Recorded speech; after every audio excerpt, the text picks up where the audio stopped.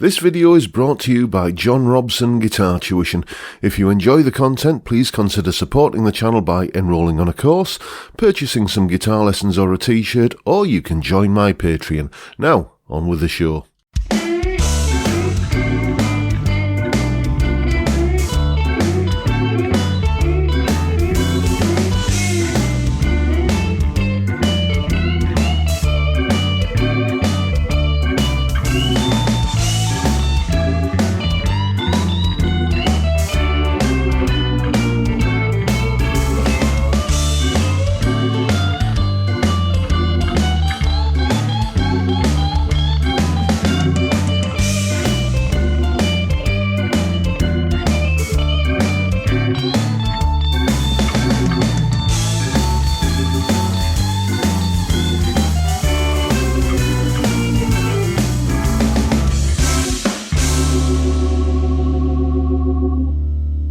Hello chaps, welcome once again to John Robson Guitar Tuition. As always, I do hope you're well. Today being Monday, we're looking at a solo, and in case you didn't recognise it, that was the Dickie Betts solo from the Allman Brothers version of Statesboro Blues from the Live at the Fillmore album. And I chose this solo, A, because I love the Allman Brothers and I love that album in particular, but from a tuition standpoint, it's a great solo to look at if you are curious about how to use a major pentatonic in a blues setting. As blues guitarists, we kind of cut our teeth, I guess, on the minor pentatonic scale. It's the bedrock of many, many great blues solos, but there's also that major side of the pentatonic scale that many people, as I say, kind of get a little bit confused over. How do you use it? When's the right time to use it?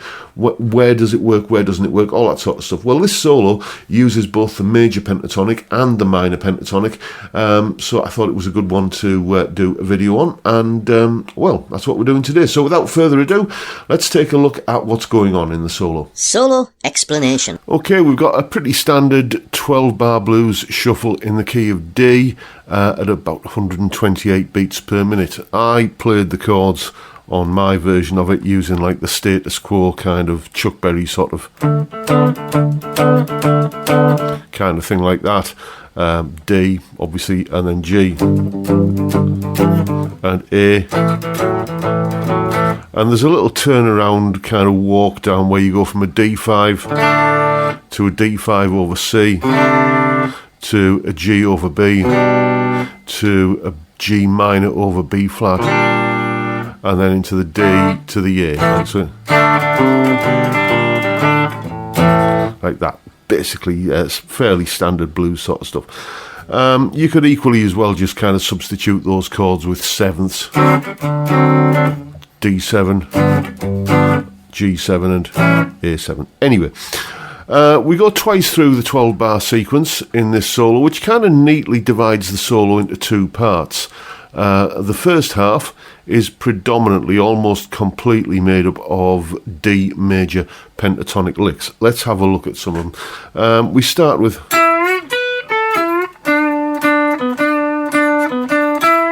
that, okay, and just coming straight out of this position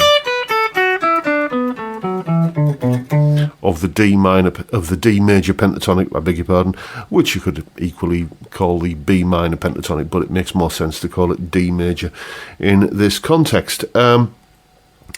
So one kind of really clever lick that he uses throughout this part is where he plays like a polyrhythmic, rhythmic displaced syncopated lick, basically, which goes like that. Okay, so we do the bend on the third string, and then we go to the top E string for the B note, and then the A note on the B string. Now, what's clever about that is that we've got three notes there, essentially, 1, 2, 3, which means that if we're playing it in eighth notes, albeit shuffle eighth notes, da, da, da, da, da, da, da, da, what we're getting is a lick that lasts 1.5 beats. Okay, so it always starts at a different point with a beat each time. So if we start on beat 1 of the bar, we're going 1 and 2 and 3 and 4 and 1 and 2, and you see that first note there, that B is starting on beat 1, 1 and 2, then it's on the and 3 and of beat 2, see what I mean? So it's kind of shifting, it's alternating, and it's a great way of getting more mileage out of a repetitive lick. Play an odd number of notes in your repetitive lick, and if you're playing it to a rhythm that's divided by an even number of beats, then it's going to kind of have that syncopated property. Then we head up, I'm just looking at the tab over here, we head up to a fair portion of stuff up in the position 4 of D major pentatonic. Up here like this, where we're getting...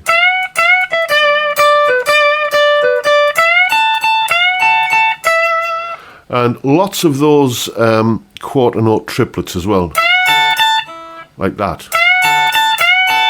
Basically squeezing 3 evenly spaced notes into a space that would usually be occupied by 2 beats. That is pretty much the definition of a triplet. We get more of those later on in the solo, but that pretty much wraps up the first half of the solo, really, apart from this.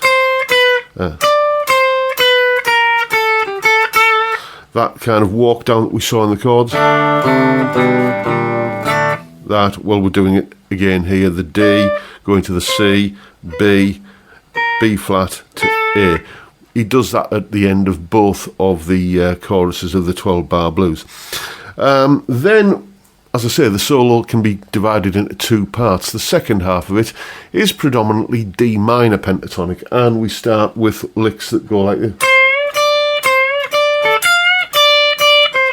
That kind of thing there. And then he does a chromatic. Where are we? Yeah. That 13, 14, 15 run there, which is F, F sharp, G. Essentially just chromatic, but you can think of the F sharp as being the major third of the D. So a little bit of major pentatonic creeping in there. And then we're up to, more of those kind of quarter note triplets.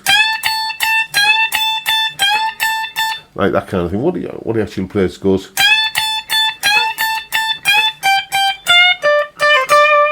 And then we got, again, we're now coming out of the top end of position 2 of D minor pentatonic. So we're getting where,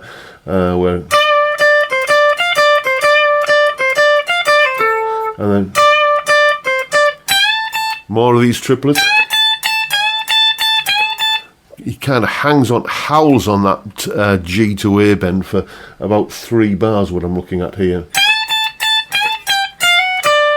And then comes down to land, resolving it to the major third there, the F sharp.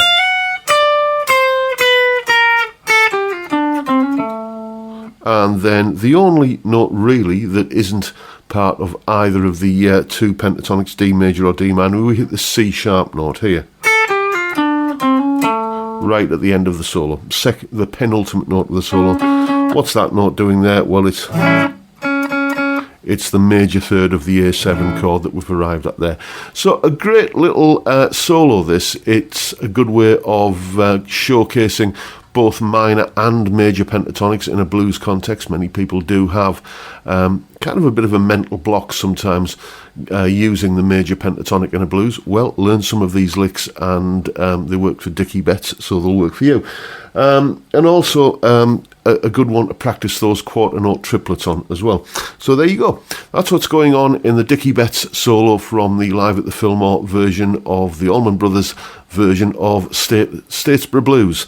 Now you know what's going on. Go away and have some fun with it. And as always, you'll find a full tab for the solo in both Guitar Pro and PDF formats, along with a clip of me playing it, that explanation you've just seen there, and a jam track for you to play along with for yourself. All of that is up on my Patreon page. There's the address, and the link is, as always, in the description. $3 or £2.50 a month gets you access to all of these extra resources that go along with these YouTube videos. A massive, massive thank you to everyone who supports me in that or any of the other ways, all of which are also linked down in the description. And that is pretty much it for today, folks. Hope you've enjoyed the video and found it useful and informative and perhaps even a little bit entertaining in some small way. And if that's the case, please hit the subscribe button and the notification bell, and why not give me a like while you're at it. Don't forget, as always, the live stream every Friday 5 p.m. UK time, where we have a beer or two or three or whatever, and we talk about music and guitars and whatever else crops up. Great way to kick off the weekend. I'd love to see you there if you can make it. But for now, I'll bid you all a good day and say thank you so much for watching. Thank you for your time. Look after yourselves, folks. Stay well, stay safe, and above all, stay sane. Bye for now.